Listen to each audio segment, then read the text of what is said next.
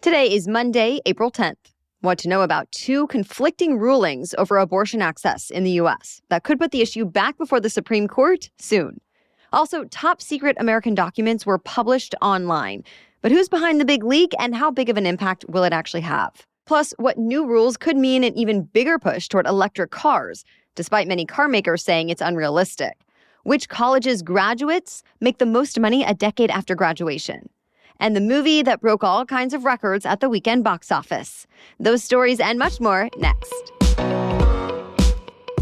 Welcome to The Newsworthy. All the day's news in around 10 minutes. Fast, fair, fun, and on the go. I'm Erica Mandy. Thanks so much for being here. You ready? Let's do this.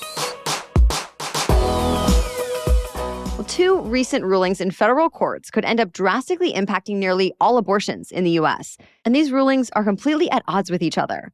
They're both over mifepristone, which is more commonly referred to as the abortion pill. It's been on the market for 23 years and is the most common method for ending pregnancies. Well, in one case, anti-abortion activists said the FDA's approval of mifepristone should be stopped, and a judge agreed. Though the ruling is now on hold while an appeal is underway. So the medication is still available for now. In the second case, Democratic states sued to expand access to mifepristone. And in that one, a judge ordered the federal government to keep the medication available in the 17 states that sued, plus Washington, D.C. So it's not clear whether or how the FDA would be able to comply with both rulings. The conflict could mean the Supreme Court will need to intervene soon. Major medical groups say mifepristone has a well-established safety record. It's not only used for medical abortions, but for miscarriage management, too. But anti-abortion groups say the drug is dangerous, putting women and girls in harm's way. Expect to hear more of both arguments as these cases keep getting sorted out. For now, some experts say they worry the recent court decisions will just mean more uncertainty and confusion for doctors and patients.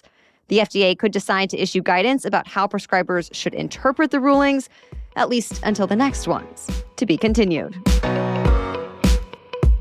It's considered one of the most serious security breaches in the last decade. The Pentagon is now looking into who may have leaked dozens of classified war documents online. They detail secret American and NATO plans for building up the Ukrainian military in the face of Russian attacks.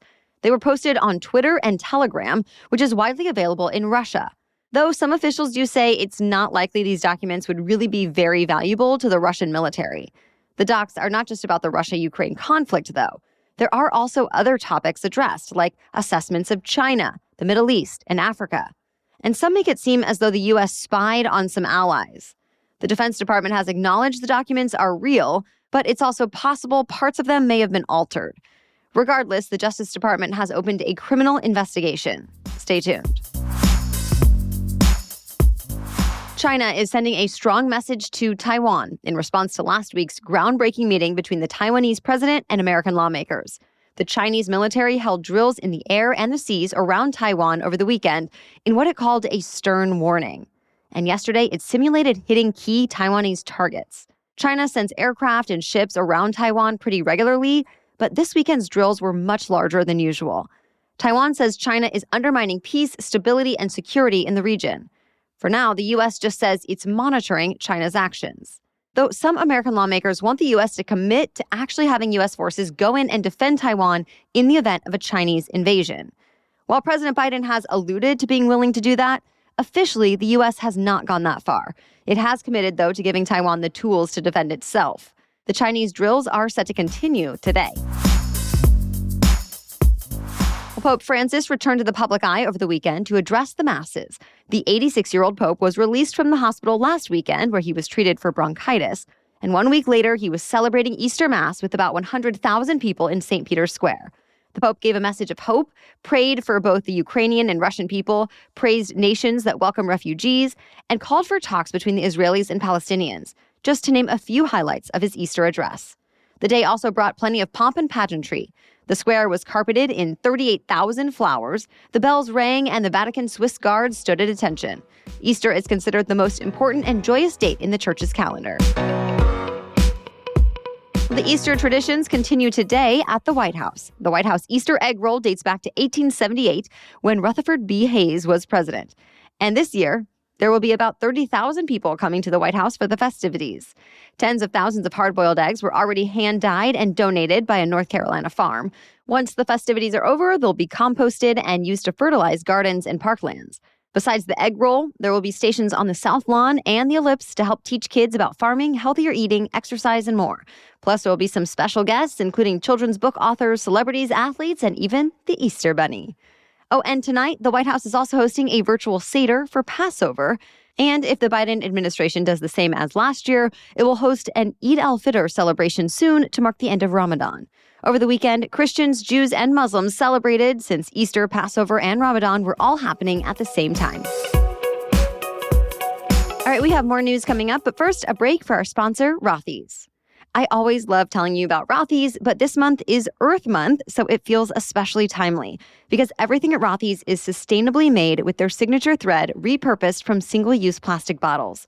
So yes, I do other little things to be more sustainable in my life, like only drinking water from reusable bottles and dressing my toddler in almost all hand-me-downs. I mean, the water is just as good and the clothes just as cute. Well, with Rothy's, it's not just as good. Everything actually seems better. Rothy's shoes are durable, chic, and comfortable on top of being so sustainable. I wear my Rothy's shoes right out of the box with 0 blisters, and they are the most comfortable flats I've ever owned. And it's not just the shoes that are sustainable and stylish either. The best-selling lightweight tote is made with about 618 grams of ocean-bound marine plastic.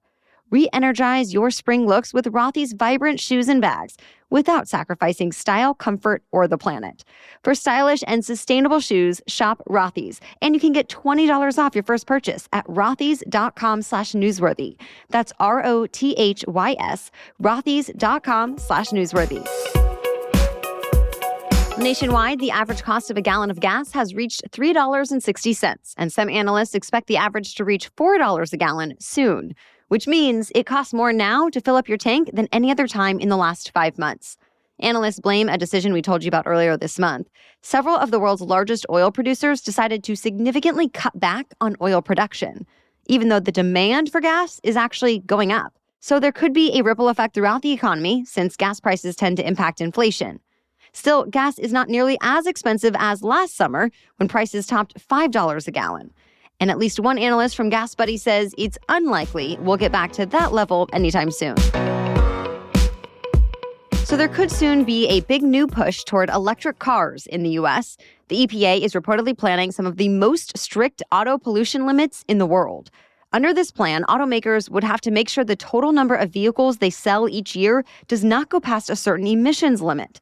News outlets like the Washington Post cite sources who say that limit would be so strict that as many as 2/3 of all new passenger vehicle sales would have to be electric by the year 2032. And that would be a big shift, since last year, less than 6% of vehicles sold in the U.S. were all electric. Climate activists are expected to be happy about this proposal, since the transportation sector is the country's biggest source of greenhouse gases right now. But the proposal is also expected to get some pushback. Reports say many automakers will see it as more aggressive than what they can realistically pull off, even though they've been making big investments in the EV space already. Of course, it won't just be automakers forced to make changes if this proposal goes through. It would require millions of new EV charging stations and an overhaul of electric grids to accommodate the power needs of all those chargers, among other things. Expect to hear more soon. The EPA is expected to lay out the full proposal this week. Tesla now has plans to open a new mega factory in China. The company says it will be able to produce 10,000 megapacks a year. As Tesla describes it, a megapack is a very large battery that stores energy, helps stabilize the power grid, and prevents outages. One megapack apparently can store enough energy to power about 3,600 homes for an hour. They can store power to be used when the demand is extra high or when there are unplanned outages. And Tesla has made them a big part of its business. Even though right now Tesla makes most of its money from its electric vehicles, CEO Elon Musk has said he wants to grow Tesla's solar energy and battery business to the same size. Tesla already has a megapack factory in California, but this addition in China will double the company's output. Tesla is hoping to start production next year. Golfer Jon Rahm just scored another championship win for Spain. He won the Masters over the weekend, becoming just the second Spanish player in history to win 2 different majors. His first big win came a couple of years ago at the U.S. Open. Now he's taking home the coveted green jacket and more than $3.2 million. A couple of other notes from the Masters. 2 members of the Live Golf Tour finished tied for second, Brooks Koepka and Phil Mickelson. And Mickelson had the best final round score for a player over 50 in tournament history. Tiger Woods has actually won the Masters 5 times, but this year Woods was in last place when he withdrew from the tournament because of injuries. The new Super Mario Bros. Movie just made history at the box office, many times over. It brought in $377 million in worldwide ticket sales, making this the best opening of all time for an animated film. Plus, it was the top opening ever for a movie based on a video game, the biggest IMAX opening weekend of all time, and easily the biggest opening of any movie so far for 2023. Of course, the Super Mario Bros. Movie is based on the world of Nintendo's classic 1985 Super Mario video games. After the Mario movie, the other big earners at the box office were the latest John Wick movie, Dungeons & Dragons: Honor Among Thieves, Air, and Scream 6. But even when you add up all their earnings together, they don't even come close to that top spot. That's it for the main news, so now it's time for Money Monday, when we talk about one interesting money-related news story. But first, a quick confession.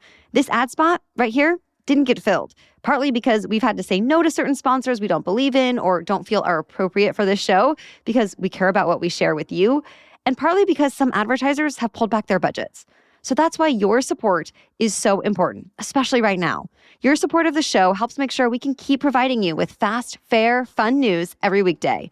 And by we, I mean, it's not just me. It's our executive producer, special edition producer, audio editor, and more, all working hard each week.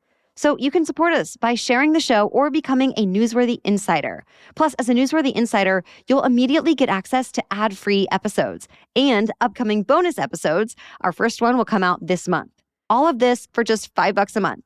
Or get a month free when you sign up for the year. You can even start with a 7-day free trial. Sign up at thenewsworthy.com/insider. It only takes a few clicks and you're in. Learn more at thenewsworthy.com/insider. Thank you so much for listening and for all of your support.